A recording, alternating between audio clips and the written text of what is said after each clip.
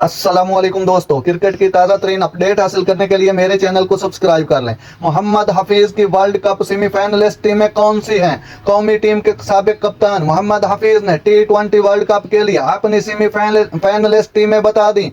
News के मुताबिक programme sports room में साबिक कप्तान मोहम्मद हफीज ने टीम की हालिया कारकर्दगी और T20 वर्ल्ड कप से मुताल्लिक इजहार ख्याल किया।